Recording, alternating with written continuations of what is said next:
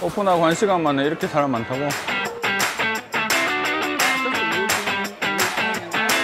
근데 유럽 화장품이 강세일 수밖에 없는 이유가 뭐냐면 많이 이제 포커싱을 두고 좀 새로운 컨셉을 많이 이야기하죠. 이런 것들에 좀 더 포커싱을 두고 원료들이 점점점 늘어나고 있는 거죠. 박람회를 올 때마다 느끼는 딱 하나의 포인트는 유행은 돌고 돈다.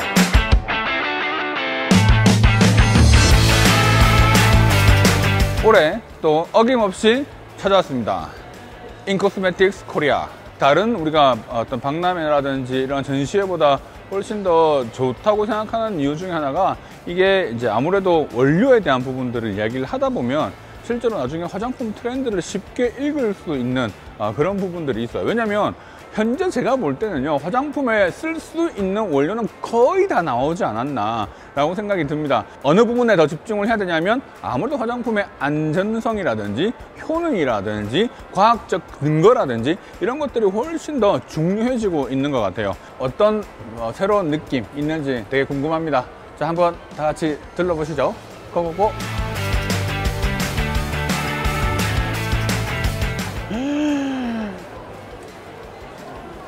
아니, 아침 10시에 시작했는데 지금 이제 1시간 지났어. 어? 언제? 지금 오픈하고 1시간 만에 이렇게 사람 많다고? 여기 뭐 기대하지 않습니다. 저는 이제 좀 당연한 느낌? 못 봤어? 네, 그 코리아더말 때도 인사하고 다 뭐 어디 가다 인사한다고. 내가 임마 너희 서장이랑 임마 같이 밥 먹고 다 했어.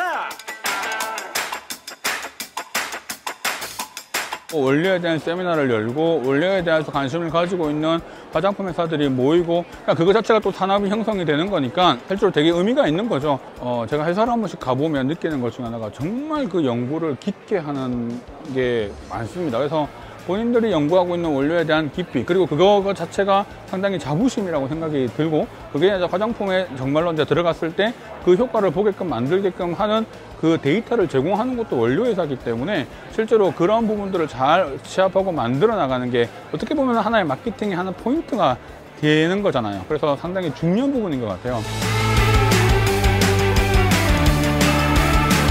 원래 주도는 유럽이 먼저 했지. 유럽이 먼저 하고 상당히 유럽 화장품들이 많이 나왔잖아. 근데 유럽 화장품이 강세일 수밖에 없는 이유가 뭐냐면 과학기술의 발달하기 전까지만 하더라도 보면 우리가 몸이 되게 아프거나 피부가 안 좋거나 하면 온천 같은 데 들어가서 물 담그고 해서 뭔가 좋아지고 하는 그런 증례들을 많이 보잖아요. 그것들을 전부 다 오래전부터 연구하고 그 가지고 있는 효능에 대한 부분들이 다 데이터로 쌓아 나오면서 유럽 화장품이 상당히 많이 이제 붐이 돼 왔던 건 사실이고, 그 이후에 아시아 쪽에서는 이제 일본이 화장품이 또 대세가 됐었고, 북미, 미국에서도 화장품이 또 붐업이 되기 시작을 했던 거죠. 그 다음에 K-뷰티가 나오면서 실제로 화장품 산업에 대한 부분들이 상당히 많이 발전을 한 거죠. 앞으로 우리도 숙제도 있어요. 이렇게 지금 하고 있는 부분들도 있지만 결국은 어떻게 데이터를 쌓아나가고 과학적 근거를 만들어주고 하는 게 되어 있어줘야 나중에 그 다음에도 더 성장하고 나갈 수 있는 걸 만들 수 있기 때문에 실제로 지금 아직까지 우리나라는 빨리빨리에 좀 익숙해져 있어서 그런 근거가 조금 부족한 게 확실히 많다 보니까 좀 더 이런 것들을 더 많이 연구해서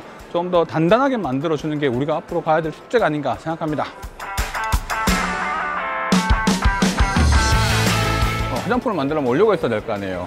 원료가 있어야 되는데 그 원료를 추출하는 과정에서 노동 착취가 있었다거나 우리가 흔히 생각하는 것과 다른 그런 분명히 원료의 수집이나 방식이 잘못될 수도 있잖아. 때로는 허가가 되지 않은 곳에서 불법으로 그걸 갖다가 채취를 한다거나 이런 문제가 생긴다면 사실 이건 정당화될 수 없는 부분들이 있죠. 자, ESG라고 하는 것은 환경이라든지 그다음에 각 나라가 가지고 있는 문화, 그다음에 조직 구도, 그다음 각 정부에 가지고 있는 여러 가지 이런 것들이 정말 지속 가능성이 있게끔 만들어주는 그런 부분들이 되게 중요한 거라서 요즘 ESG에 대한 이런 회사들이 되게 많이, 화장품뿐만 아니고 전체적으로 많이 늘고 있죠.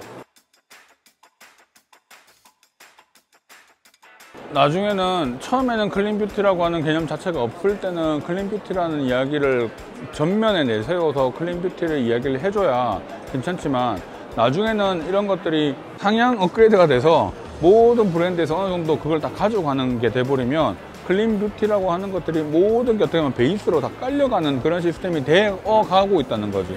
요즘은 클리니컬 뷰티라고 해서 클린뷰티를 우리가 지향하면서 임상적으로도 과학적으로 금감해서 결과가 더 좋게끔 만들어주는 그런 효능에 대한 부분들을 좀 더 많이 이제 포커싱을 두고 좀 새로운 컨셉을 많이 이야기하죠. 확실히 예전에 비해서 어떤 느낌이 좀 더 있냐면, 물론 원료 그 자체 하나하나는 똑같이 잘 나와 있습니다만, 마이크로바이옴이라든지 이런 것들에 대한 컨셉에 대한 부분들, 그 다음에 우리 피부를 어떻게 건강하게 만들어주는 쪽에 좀 더 포커싱을 두는 쪽으로도 좀 더 연구가 되고 있는 원료들이 좀 보이고 있고, 단점을 줄이고 그 기능과 시간을 늘리고, 그 다음에 이런 흡수도를 좋게 만들고, 이런 것들에 좀 더 포커싱을 둔 원료들이 점점점 늘어나고 있는 거죠.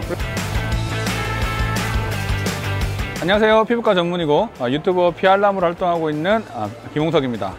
Just looking and asking, that is very important, knowing all trend of cosmetics. Going to take a Okay, picture okay. to get your name right. Thank you. Thank you.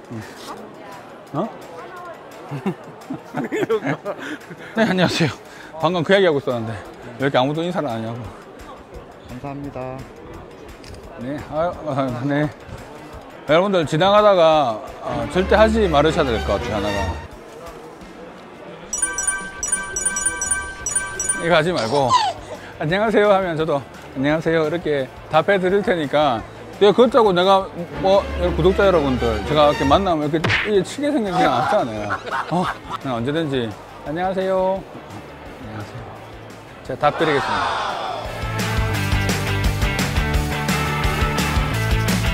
피부는 워낙 물질이 잘 흡수가 되지 않는 곳이다 보니까 이걸 어떻게 우리가 투과하고 통과하고 만드는가에 대한 고민들을 하는 거죠. 그게 이제 우리가 리포점 형태라는 것들이 나오게 되는데, 점이라고 하는 것은 구라는 뜻이고요. 그 구를 싸고 있는 게 리피드, 세포의 막을 동일하게 이용을 한 구 형태입니다. 그러니까 세포의 막에 있는 부분과 동일한 구조를 가지니까 발랐을 때 되게 물을 좋아하는 구조인데, 우리 피부는 물을 싫어하는 구조이기 때문에 침투가 안 될 거 아니야. 그러면 물을 좋아하는 구조를 물을 싫어하는 구조로 둘러싸게 만들어 놓고, 안에 들어가 있는 물질이 이렇게 쑥 쉽게 이렇게 흡수가 되게끔 만들어 주게끔 해주는 그런 원료라서 흡수도가 상당히 높게끔 만들어주죠. 왜냐하면 이 리포점이라고 하는 것도 여러 가지 또 한계가 있다 보니까 다양한 형태로 사실 엄청나게 많은 이런 드럭 딜리버리 시스템들이 개발되고 발전되어 오고 있는 겁니다. 그래서 LDH 포러스 나노시트 형태라고 하는 게 되게 좀 독특한 개념이었는데, 저기에 보면 돌하고 돌 사이에, 그러니까 우리가 돌가루 사이, 돌 절편 사이사이에 물질들을 착착착착착 넣어놓고 그걸 이렇게 압축시켜 놓으면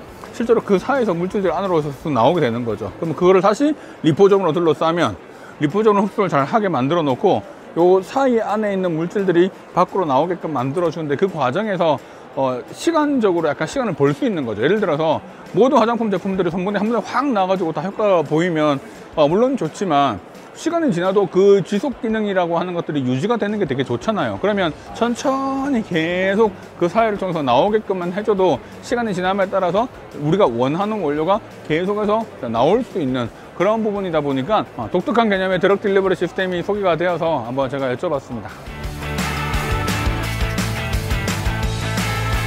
팬데믹 때문에 실질적으로 많은 분들이 참석을 하지 못했던 몇 년이 있었잖아요. 그렇기 때문에 그때에 비해서는 상당히 많은 열기를 보이는 그런 박람회이긴 했습니다. 늘 같은 고민을 하는 것 같아요. 피부에 어떻게 잘 침투를 시키게끔 만들어주느냐가 사실은 가장 큰 이제 메인 문제잖아요. 근데 그뿐만 아니고 레티놀이 사실 상당히 다시 또 많이 붐업이 되고 있는 건 제가 좀 최근 한 1, 2년 전부터 느끼고 있었던 이야기인데요. 피부과에서는 이미 오래전부터 레티놀에 대한 부분들의 연구들이 상당히 많이 있었고, 그 다음에 새로운 원료들이 쭉 개발되고 보니까 결국은 이만한 게 없더라는 거죠. 결국은 다시 레티놀, 레티날 이런 성분들이 상당히 많이 지금 다시 나오고 있는 것 같고, 또 이런 것들이 워낙 성분이 불안정하다 보니까 이를 안정화시켜주는 기술 방법이라든지 아니면 식물로부터 좀 더 다양한 이런 비슷한 원료에 대한 부분들의 연구들이 상당히 많이 나오고 있는 게 좀 더 지금 좀 다양성을 가지고 있는 부분들이 보인다는 겁니다. 브라질 의사분이시고 오일만 가지고 오일을 이렇게 믹스해서 자기는 이렇게 덜 쓰고 있대. 수고하시셔서 그냥 방금 오일 3개 섞어서 주신 거 나한테. 저녁마다 써보라고 선물로 주셨다고. 한번 써보려고요. 레티놀이 또 흡수가 잘 되게끔 만들어주기 위해서 다른 우리가 지방산을 붙여서 그런 것들이 또 침투가 잘 되게끔 만들어주는 이런 여러 가지의 기능성 성분들이 조금 나오고 있는 것을 봐서 좀 더 다양하게 좀 더 많이 발전되고 개발되고 있는 것 같은 그런 느낌이었습니다. 화장품에 실제로 이제 사용할 수 있는 원료들이 점점 효능에 대한 부분들을 더 많이 포커싱을 두고 있는, 그리고 좀 더 어떻게 하면 정말로 피부에 제대로 된 효과를 나타낼 수 있을까에 대한 연구들이 되게 많고, 안전성 또는 안정성에 대한 모든 이런 부분들에 대한 연구는 확실히 예전보다 더 많이 깊어진 것 같습니다. 단순하게 뷰티의 목적이 아니라 효능과 근거에 기반한 제품들로 점점 상향 업그레이드가 되어가고 있는 그런 느낌인 것 같아요. 원료 박람회 이렇게 쭉 오고 나면 그런 느낌이 들어요. 아, 정말 많은 분들이 숨어 있는 곳에서 정말 많은 연구를 하고 있구나. 그리고 그 연구에 대한 데이터들이 점점점 하나씩 빛을 발하면서 화장품에 녹아 들어가고, 우리가 지금 사용하고 있는 이런 화장품에 다양하게 우리가 지금 사용할 수 있는 것도 바로 그러한 노력이 있었기 때문에 가능한 게 아닌가 생각합니다. 끈기, 연구 이런 게 모든 게 녹아 들어있는 그런 장소인 것 같아서 저한테는 되게 좀 더 많은 생각을 해주게 만들어주는 곳인 것 같습니다. 자, 오늘 내용 좋으셨다면 좋아요, 구독, 그리고 여러분 알림 설정 잊지 마시고요.